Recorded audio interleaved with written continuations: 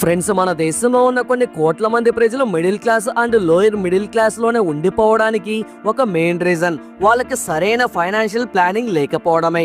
మనలో చాలా మంది ఒక కామన్ ప్రాబ్లం ఫేస్ చేస్తూ ఉంటారు. నెలకి ఎంత జీతం వచ్చినా కూడా నెలాఖరికి జీతం మొత్తం అయిపోయి క్రెడిట్ కార్డ్ బిల్స్ మాత్రమే వెంటాడుతూ ఉంటాయి. ఇలా జరగడానికి కారణం మీరు సంపాదించే డబ్బు మీద మీకు కంట్రోల్ లేకపోవడమే. డబ్బుని కంట్రోల్ చేయడం అంటే ఖర్చుని తగ్గించడం కాదు, ఒక ప్రాపర్ వేలో ప్లాన్ చేసి మీ డబ్బుని మీరు ఖర్చు చేయాలి. దీన్నే సింపుల్ గా ఫైనాన్షియల్ ప్లానింగ్ అంటారు. ఈ ఫైనాన్షియల్ ప్లానింగ్ చేసుకునే వాళ్ళు డబ్బుతో వచ్చే దాదాపు అన్ని ప్రాబ్లమ్స్ ని ఈజీగా సాల్వ్ చేసుకుంటారు.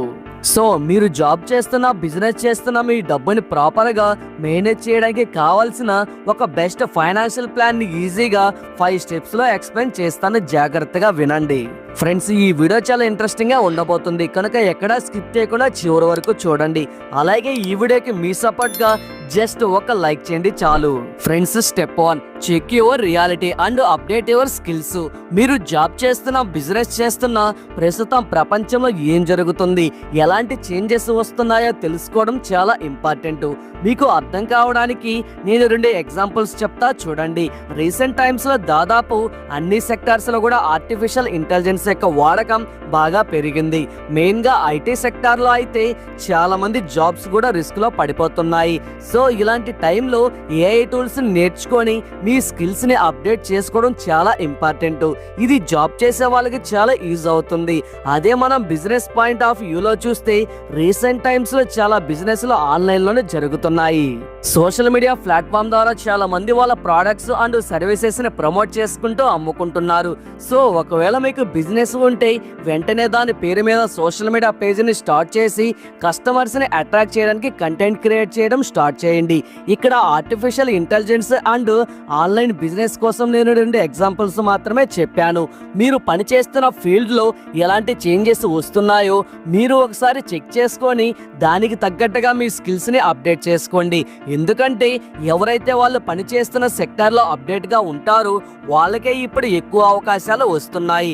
Next step number 2, income strategy. మీరు లాస్ట్ 5 ఇయర్స్ లో గమనిస్తే మనం డైలీ యూజ్ చేస్తున్న గ్రోసరీస్ అండ్ పెట్రోల్ వరకు దాదాపు అన్ని వస్తువుల యొక్క ధరలు పెరిగిపోయాయి. కానీ చాలా మంది ఎంప్లాయీస్ యొక్క జీతాలు మాత్రం పెరగడం లేదు. సో ఇలాంటి సిచ్యువేషన్ లో ఒక జాబ్ నుండో లేదా ఒక బిజినెస్ నుండే వచ్చే ఆదాయం మీద మాత్రమే డిపెండ్ అవ్వడం అంత మంచిది కాదు. ప్రతి ఒక్కరూ కూడా వాళ్ళ ప్రైమరీ ఇన్కమ్ సోర్స్ తో పాటు సెకండరీ ఇన్కమ్ ని కూడా క్రియేట్ చేసుకోవాలి. సెకండరీ ఇన్కమ్ ని క్రియేట్ చేయాలంటే ముందు మీ గురించి మీరు బాగా తెలుసుకోవాలి. మీ ఫ్రీ టైంలో మీరు ఏం చేయగలరో డిసైడ్ అవ్వాలి. ఫర్ ఎగ్జాంపుల్, మీకు కంటెంట్ క్రియేట్ చేయడం ఇష్టమైతే ఒక యూట్యూబ్ ఛానల్ స్టార్ట్ చేయొచ్చు. ఒకవేళ మీకు అంత టైం లేకపోతే మీరు editing, content writing, designing and digital marketing లాంటి స్కిల్స్ నేర్చుకొని అడిషనల్ గా ఇన్కమ్ ని సంపాదించవచ్చు. ఇవన్నీ కూడా కష్టంగా అనిపిస్తే మీకు మంచిగా వంట చేయడం వచ్చినా కూడా సోషల్ మీడియా ద్వారా సాఫ్ట్వేర్ ఎంప్లాయీస్ కి హోమ్ ఫుడ్ ని సప్లై చేస్తూ మీరు మంచిగా బిజినెస్ చేసుకోవచ్చు. Step number 3, insurance production. Me savings and investments కంటే ముందు మీరు చేయాల్సిన పని ఒక మంచి health insurance and term insurance తీసుకోవడమే. బికాజ్ మీకు ఇన్సూరెన్స్ లేకపోతే మీరు సేవ్ చేసుకున్న డబ్బు అలాగే మీరు ఇన్వెస్ట్ చేసిన డబ్బు మొత్తాన్ని ఒక మెడికల్ ఎమర్జెన్సీ తీసుకెళ్లిపోతుంది. అందుకే మీరు డబ్బు సంపాదించడం స్టార్ట్ చేసిన వెంటనే చేయాల్సిన మొదటి పని ఇన్సూరెన్స్ తీసుకోవడమే. మీకు term insurance and health insurance 2 ఉండాలి. టర్మ్ ఇన్సూరెన్స్ మీకు ఏమైనా అయితే మీ ఫ్యామిలీకి ఫైనాన్షియల్ సపోర్ట్ ఇస్తుంది. అయితే దీన్ని ఎప్పుడు కూడా డైరెక్ట్ గా తీసుకోకూడదు. ముందు 3 పాలసీస్ ని కంపేర్ చేసి మీకు సూట్ అయ్యే పాలసీని సెలెక్ట్ చేసుకోవాలి. Step number 4, control your expenses. డబ్బు సంపాదించడం ఎంత ముఖ్యమో ఆ డబ్బుని ఎలా ఖర్చు చేస్తున్నాం అనేది కూడా అంతే ముఖ్యం. మీరు సంపాదించే డబ్బుని ఎలా ఖర్చు చేయాలో చెప్పడానికి ఒక రూల్ ఉంటుంది. దాన్నే 50-30-20 రూల్ అంటారు. ఈ రూల్ ఏం చెప్తుందంటే మీరు సంపాదించే డబ్బులో 50% మీ అవసరాలకి ఖర్చు చేయాలి. Like house rent or EMI, groceries, gas, electricity and fuel bills, insurance policies, school and college fees etcetera. వీటన్నిటి కోసం మీ ఇన్కమ్ లో 50% వరకు ఖర్చు చేయవచ్చు. నెక్స్ట్ మీ ఇన్కమ్ లో మరొక 30% ని మీ లైఫ్ స్టైల్ అండ్ ఎంజాయ్మెంట్ కోసం ఖర్చు చేయాలి. Like shopping, trips, movies, parties etcetera. మిగిలిన 20% డబ్బుని 2 పోర్షన్స్ గా డివైడ్ చేయాలి. ఒకటి ఎమర్జెన్సీ ఫండ్ అండ్ ఇంకొకటి ఇన్వెస్ట్మెంట్స్ ఎమర్జెన్సీ ఫండ్ అనేది మీకు అన్ఎక్స్పెక్టెడ్ గా వచ్చే ఫైనాన్షియల్ ప్రాబ్లమ్స్ ని సాల్వ్ చేయడానికి యూజ్ అవుతుంది. లైక్ సడన్ గా జాబ్ పోవటం, medical emergencies, family issues etcetera.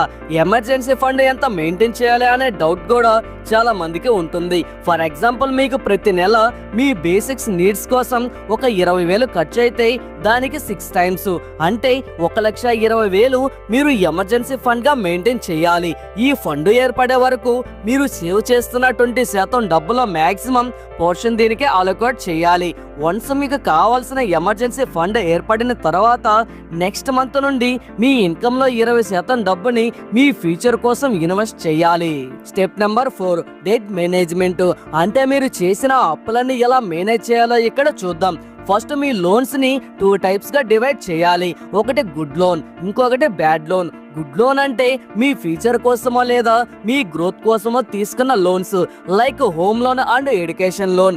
Bad loan అంటే మీ ఫ్యూచర్ మీద ఎలాంటి పాజిటివ్ ఇంపాక్ట్ చూపించని లోన్స్, లైక్ కొన్ని రకాల personal loans and credit cards. మీకు అత్యవసరం అయితే గానీ పర్సనల్ లోన్స్ తీసుకోకండి.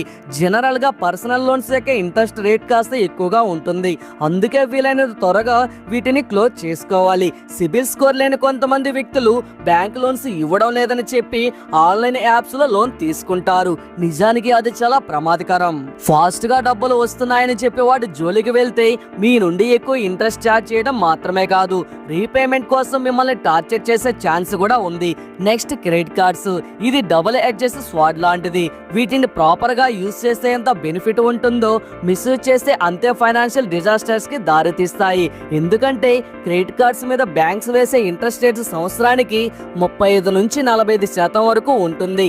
ఇలాంటి ట్రాప్ లో మీరు ఇరుక్కున్నారంటే అందులో నుండి బయటకు రావడం చాలా కష్టం. సో మీ క్రెడిట్ కార్డ్ లో ఉన్న లిమిట్ మొత్తాన్ని ఎప్పుడు యూజ్ చేయకండి.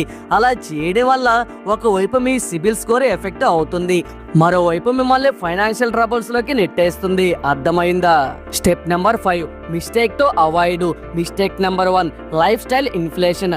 అంటే మీ శాలరీ లేదా మీ ఇన్కమ్ పెరిగినప్పుడు మీ ఫోకస్ ఎప్పుడు కూడా సేవింగ్స్ అండ్ ఇన్వెస్ట్మెంట్స్ ని ఇంక్రీజ్ చేయడం మీద ఉండాలి, కానీ మీ లైఫ్ స్టైల్ మీద లేదా మీ ఎంజాయ్మెంట్స్ మీద ఎక్కువ ఖర్చు చేయడానికి చూడకూడదు. Mistake number 2, following influencers blindly. Present మన మీద సోషల్ మీడియా ఇన్ఫ్లుయెన్సర్స్ యొక్క ఇంపాక్ట్ చాలా ఎక్కువగా ఉంది. సో ఇన్వెస్ట్మెంట్ రిలేటెడ్ కంటెంట్ చూస్తున్నప్పుడు సోషల్ మీడియాలో ఉన్న ఇన్ఫ్లుయెన్సర్స్ చెప్పే టిప్స్ కానీ సజెషన్స్ కానీ బ్లైండ్ గా ఫాలో అవ్వకూడదు. మీరు ఎందులో ఇన్వెస్ట్ చేయాలనుకుంటున్నా ముందు మీ ఓపెన్ రీసెర్చ్ చేసి అది మీకు అర్థమైన తర్వాతే ఇన్వెస్ట్మెంట్ డెసిషన్ తీసుకోవాలి. Mistake number 3, panic selling. Investments చేసే ముందు ఎప్పుడు కూడా లాంగ్ టర్మ్ పాయింట్ ఆఫ్ వ్యూలోనే ఆలోచించండి. షార్ట్ టర్మ్స్ లో వచ్చే ప్రాఫిట్స్ అండ్ లాసెస్ ఈ రెండు కూడా మిమ్మల్ని ప్యానిక్ సెల్లింగ్ చేసేలా చేస్తాయి. సో ఫైనల్లీ 2026లో ఫైనాన్షియల్ గా సక్సెస్ అవ్వాలంటే ఎక్కువ సంపాదించడానికి ట్రై చేయండి, ఎక్కువ ఇన్వెస్ట్ చేయండి. మీ బ్యాడ్ లోన్స్ ఏంటో ఐడెంటిఫై చేసి వాటిని ముందుగా క్లియర్ చేయండి. అన్నిటికంటే మోస్ట్ ఇంపార్టెంట్ ఒక మంచి హెల్త్ అండ్ టర్మ్ ఇన్సూరెన్స్ తీసుకోవడం మాత్రం నెగ్లెక్ట్ చేయకండి.